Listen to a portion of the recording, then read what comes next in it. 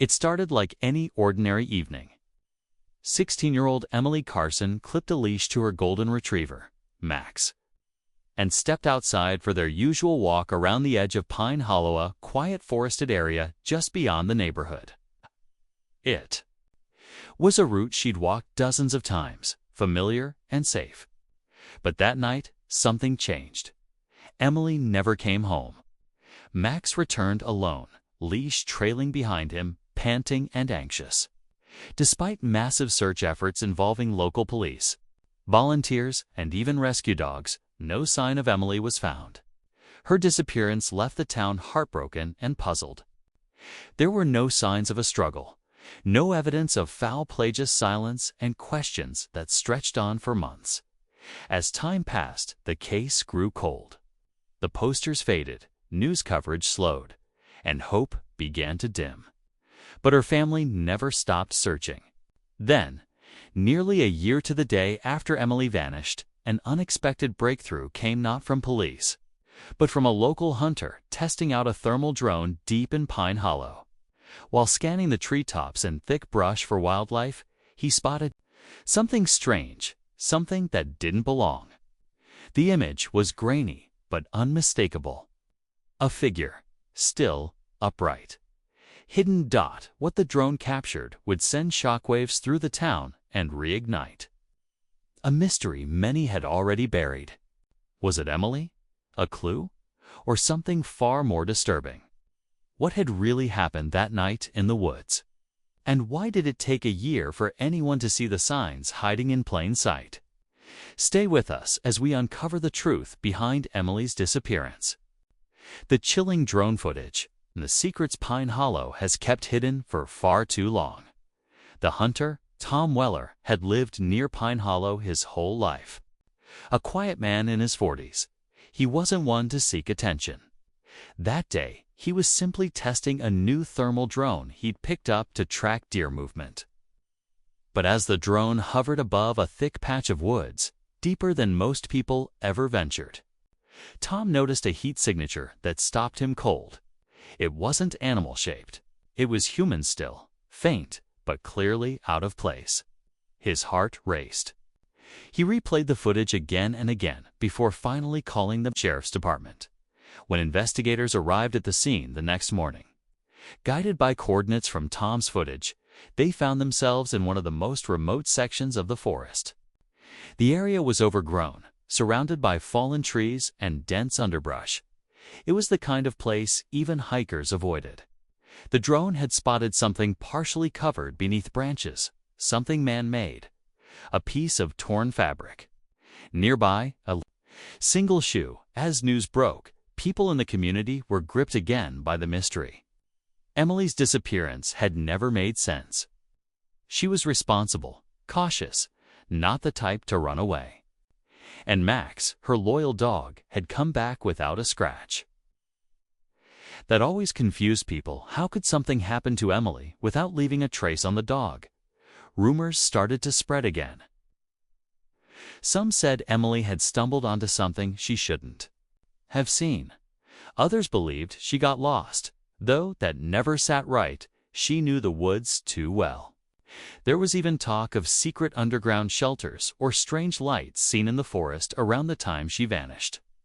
Theories filled the silence, but none of them came with answers. And now, with this new clue, one thing was certain: someone, or something, had kept this hidden for a reason. As the investigation team combed through the thick underbrush near the drone's location, more fragments began to appear, small clues scattered like a trail that had waited quietly in the shadows. A rusted bracelet matching one Emily had owned, a broken phone with a cracked screen buried in the dirt, and an old sweatshirt faded by time and weather. Yet, there were no bones, no definitive evidence of her fate.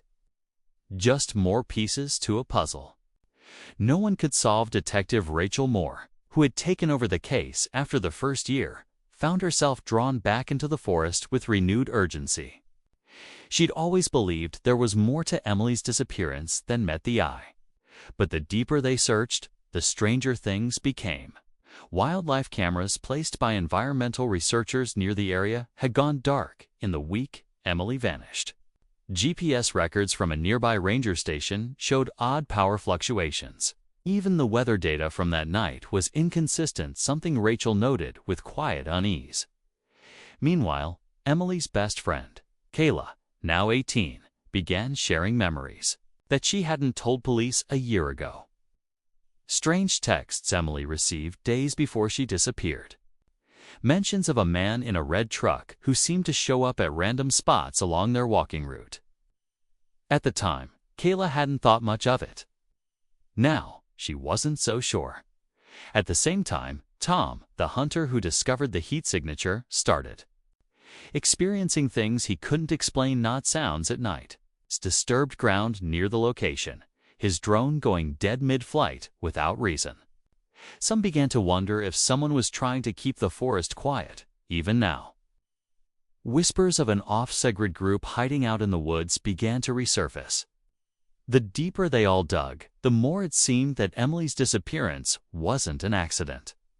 It may have been planned. The search area around Pine Hollow was now under constant watch.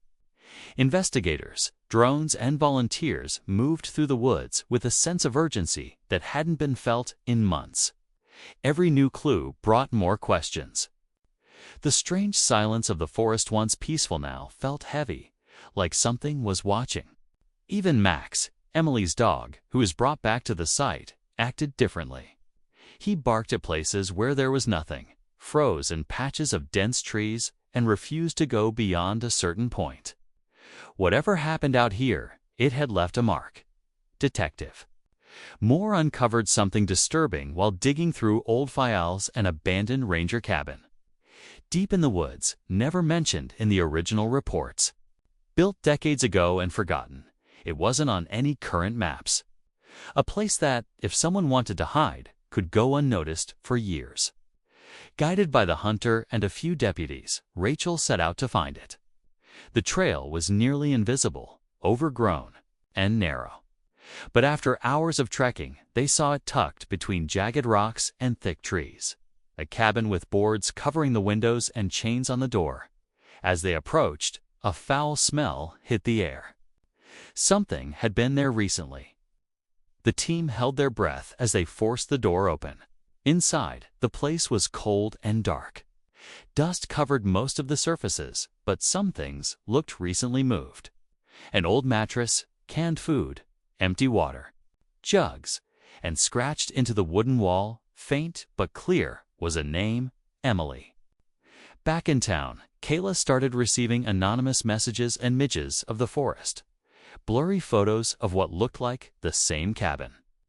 And one chilling audio clip. Emily's voice, whispering something no one could quite understand. Panic grew as the pieces tightened into one terrifying picture. Someone had been watching all along, and now they knew the search was closing in.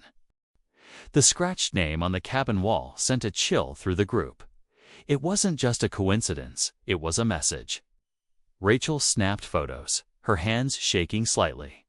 She knew now this wasn't just a cold case reopening. This was active. Someone had brought Emily here, and maybe someone never left. Back at the sheriff's office, the audio clip Kayla received was being analyzed.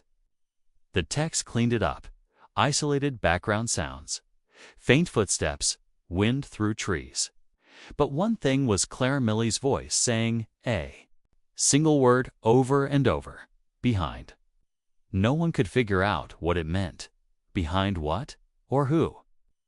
Kayla, desperate for answers, returned to the forest with Max and one of Emily's old journals. Hoping to feel closer to her friend, in the journal, hidden in a fold, she found a drawing Emily had made of the forest trails. With a strange symbol marked near a rocky ridge, it matched the location of the old cabin. But next to the symbol, in Emily's handwriting, was a date. The day before she vanished. Meanwhile, the team combing through drone footage discovered a hidden path behind the cabin.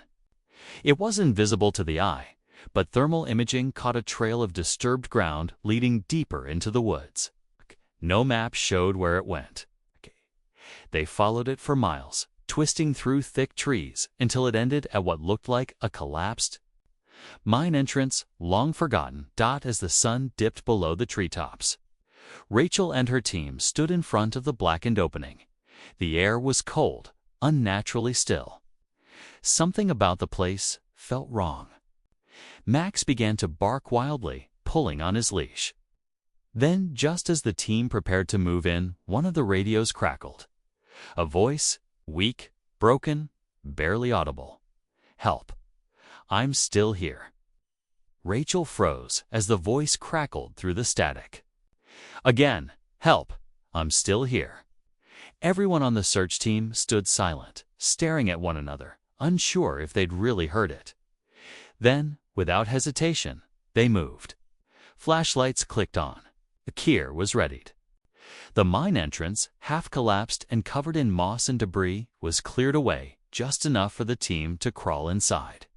The tunnel was tight, cold, and silent except for the sound of Max whining, tugging harder with each step forward. About 30 feet in, they found it. A small underground space that opened just enough for someone to survive, but barely. And there, curled in the corner, weak and pale, was Emily. She was alive. The moment was overwhelming. Rachel called for medics. Kayla, already on site, dropped to her knees, tears running down her face. Emily was barely conscious, but she held Kayla's hand. Her first words were faint. "He's still out there." As Emily was rushed to the hospital, her story slowly unraveled. She had been taken by someone she'd seen in the woods a few days before she vanished. Man who had lived off-grid, using the forest like a maze. He had watched the trails, memorized the routines, and chosen Emily for reasons she didn't understand. He kept her hidden in the old cabin, then moved her deeper underground when the search intensified. She never saw his face clearly, only his voice and the sound of old boots on dirt. Authorities thought the nightmare was over. But the twist came days later when they returned to the mine to look for signs of the man.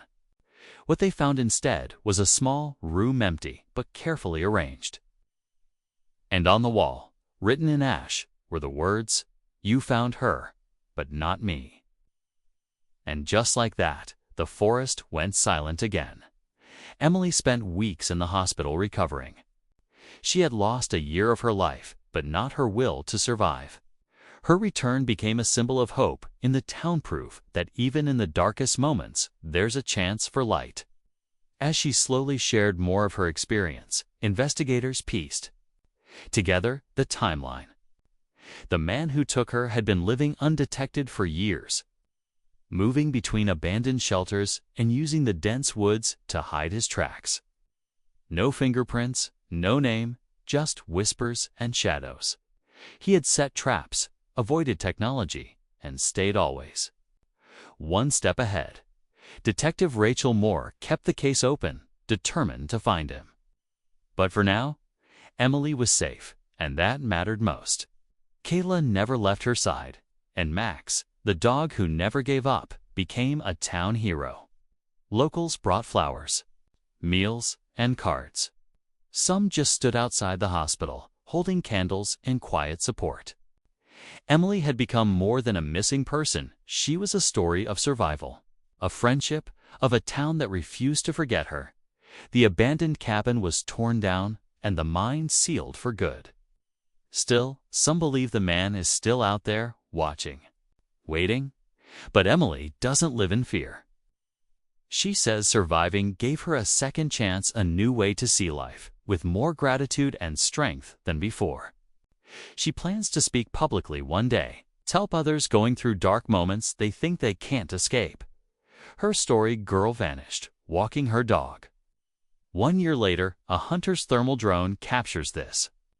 Became more than just a headline. It became a lesson in courage, in community, and in the power of never giving up hope, even when the forest goes quiet.